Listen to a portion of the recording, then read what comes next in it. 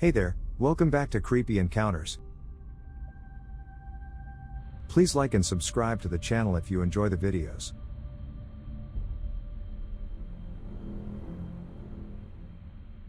Security guards of Reddit, what are some of scariest places/stories you've had to patrol? Oh boy.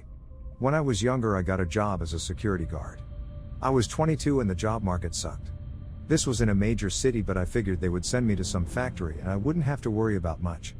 Nope, they sent me to a low-income high-crime housing community. When I showed up it was 6 p.m. on a Friday and the housing manager had a list of rules that were to be strictly enforced, including no drinking outside, no playing in the streets, no peeing in any form or fashion. So here I am, the only white kid in miles, expected to keep the streets safe. So I decided to roll into the community and see what's up. The best way to describe what I saw would be the jungle from that movie Training Day. Everyone was out drinking, playing in the streets, cooking food. So what did I do? What anyone would have done really, I think. I got out of my car and asked if I could play ball with them. I had some of the best barbecue and drank some beers. I quit the next day. Edit cell phone grammar. I used to be the night watchman for a bank's data center about 15 years ago. On one occasion the local phone lines went dead, and I was greeted by armed police, which is unusual in the UK, because I couldn't complete my telephone check-in.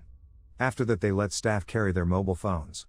The worst thing there was that, in the event of a fire, the security guards were responsible for activating the fire suppression system from the center of the server room once we had made sure no one else was in it. This would fill the room with argon. I think it may have been another noble gas, making it impossible to breathe. We were under instructions to hold your breath, pull the pin and run out. For some reason none of the guards were actually willing to do that. I used to accompany my dad, who was a middle school football coach, along the school's 8th grade field trip to Washington, D.C. They were always excited to have me and him because they would give us the problem kids because we could handle them well. We didn't mind because it was a free trip to D.C., dealing with them is easy and helping them through one of their first experiences traveling alone is really fulfilling. Anyways, it's several days of touring, 2 of which are spent in a hotel. We get the entire hotel floor to ourselves, and a security guard to make sure that none of the kids try sneaking out at night. We check in, get settled, and prepare to do room checks, where all of the chaperones check to make sure the kids are in their rooms. Once I've checked the room, the kids can't leave for the rest of the night. Now this was a big trip, 2 whole buses of 8th graders and chaperones, so I don't know all of the people present at this point because for the most part we've been with the bus groups. Well, as I'm finishing with my group, the head of the trip is walking down the hall and nudges me. "Leader, who is that down the hall?" "Me, probably a chaperone." "Leader, can't be, that's the girls' side. Only women can chaperone the female groups." We both instinctively started walking that way. Luckily the elevators were in the middle and so we would cut him off. He quickly noticed us and tried going into the girls' room, which they weren't happy about. Shutting the door on him. He tried to walk by us but we didn't let him get through. The security guard wasn't there yet but was close. He tried to make some excuses about them inviting him up there, but it didn't fly. At this point he was surrounded by chaperones and the security guard finally arrived for their shift. Never found out the story on him, but he managed to ruin the trip for a lot of kids. I worked security at this college and they had me patrol 3 in the morning. Now, I didn't mind and the scariest places on the campus weren't awful, but this one time, I was definitely creeped out. The night before, I decided to watch The Grudge with my buddy and that freaked me out for the rest of the day. I wake up the next morning around 2:20 a.m., get dressed, and go to work. When I got to the campus, the dispatcher had me patrol inside a couple of the facilities. Before I even got to the first building, I was walking and kept hearing rustling in the bushes. I looked around and saw nothing, but right as I arrived to the first building, I looked down one of the walkways between 2 of the buildings and saw this tall, long-haired, dark-headed individual just standing 25 yards away from me.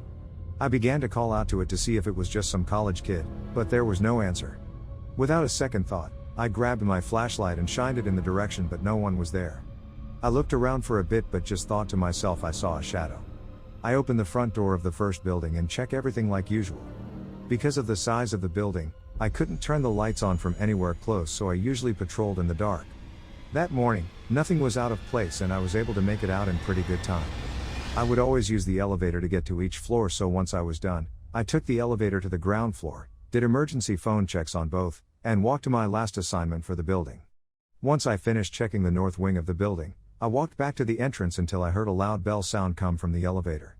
This noise is always rung when the elevator reaches a floor, but I previously looked at both elevators and saw they were on the ground floor already. Without looking behind me, I straight up ran to the front doors in the lobby. Once I was safely out, I flashed my light inside to check, but there was nobody there and the elevator doors were all shut. This had never happened before.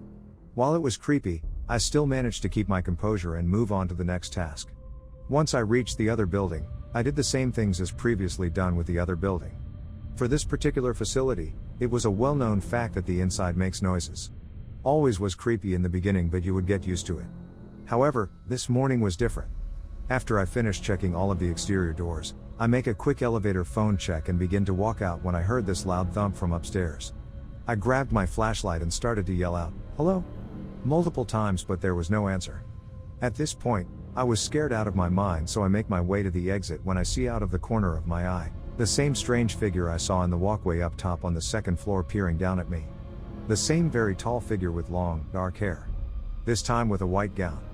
After seeing her slash it, I feel my teeth start to chatter and I run out of the building all the way to the security office and report my findings. My dispatcher only shrugged it off, but I still was terrified for the next couple of hours until daylight. Now, back in my days as an officer, I've seen some spooky stuff go down. Occasional unexplained phenomena, impossible occurrences, bizarre creatures, and hundreds of other things. However, one that sticks with me was when I went to patrol a small area in Illinois, known as Ursa. This was in 2012, so maybe a couple thousand were living there, but that was enough people to have their own urban legend, aka the Screamer. Now, the Screamer was supposedly a man that would randomly appear near abandoned buildings and let out a scream that would forever ring through your soul, a never-ending, piercing scream. Supposedly. I, of course, thought that this was ludicrous mumbo-jumbo. A screaming man appearing out of thin air? Absolutely not, not even in my wildest dreams. But I was eventually proven wrong. Now, in Ursa, there is an extremely unknown location known as Dwight's Pool, a very serene, remote pond with a small asylum facing away from it, towards the main town. I was sent there by the local dispatch team, I was a floater at the time, to check out 2 reports of a man with a weird mask watching young couple swimming from the tree line. My first thought is, Velp, we've got ourselves another creep, and I believed myself to be right, as well as my temporary partner Ricky. Him and I got out there immediately as the town was too small for needing constant watch. Well, it's around 8:45 p.m., and the pool is eerily foggy and dark. We have flashlights, but they were unable to penetrate the thick fog. I told Ricky that I'd check out the asylum and its surroundings. He agreed, but not before long, he began acting strangely. "Winger, I'm getting a weird feeling. We need backup, don't go near that asylum."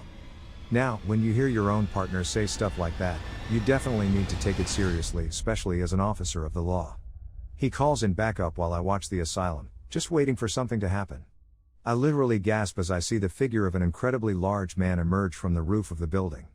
The building was at least 300 feet plus away from us, so that's what makes this part so much stranger. The figure stands as tall as it can, and begins talking in a low, mumbled tone, "Please leave." The figure, as I said, was at least 300 feet away. However, when it said those words, its voice seemed to be pressed right against our ears. Ricky and I booked it out of there back to the local station. Backup arrived for us later, but we were too shaken up to continue our duty. We found out later that when the dispatch searched the asylum, they found a camera and an old lantern. Nothing else.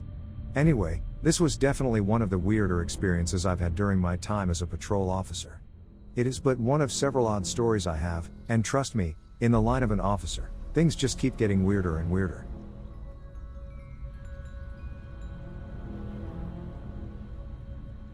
I hope you enjoyed the video. Please like and subscribe for more real-life creepy encounters around the world.